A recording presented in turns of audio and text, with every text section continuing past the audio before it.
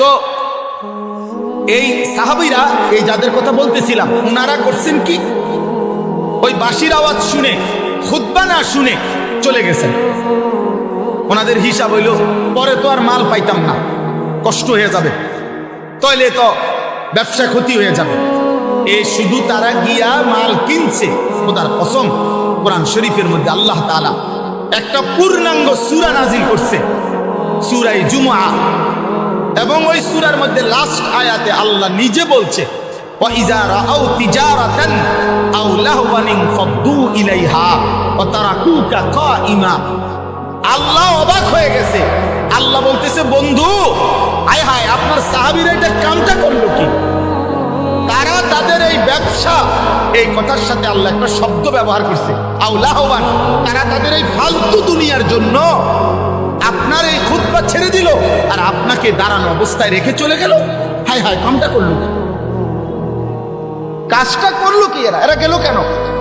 আল্লাহ রীতিমতো অবাক হয়ে গেল। মহান আল্লাহ বলে, বন্ধু, কাজটা করলো কি?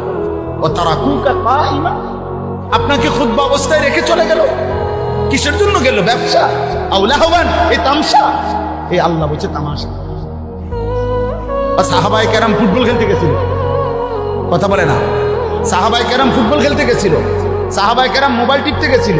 আপনার মনে হয় এটা সাহাবায়ে কেরাম কোনো ফালতু কাজে গেছিল? বিয়ের দাওয়াতে গেছিল? তাইলে হালাল ব্যবসা, এমনও তো না হারাম ব্যবসা, এটা আমার হালাল ব্যবসার কাজে গেছে। আল্লাহ তাআলা বলছে, হায় হায় হায় হায়, করলা কি?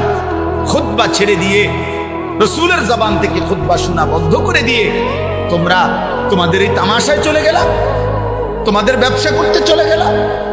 এবার আল্লাহ বলেন, কুল, হে নবী, আপনি বলে দেন ওদেরকে, মা ইনদাল্লাহ খায়রুম মিনাল লাহবি ওয়া মিনাত তিজারা। এই খুতবা শুনলে তোমরা যেই নেকি আল্লাহর কাছ থেকে পাইতা, আল্লাহ বলে, খোদার কসম বান্দা, তোমাদের এই হাজার লক্ষ কোটির ব্যবসা এবং তামাম দুনিয়ার এই তামসার চাইতে খুতবার দ্বারা আল্লাহ যা দিত তা অনেক ঊর্ধ্বে, অনেক ঊর্ধ্বে, অনেক ঊর্ধ্বে।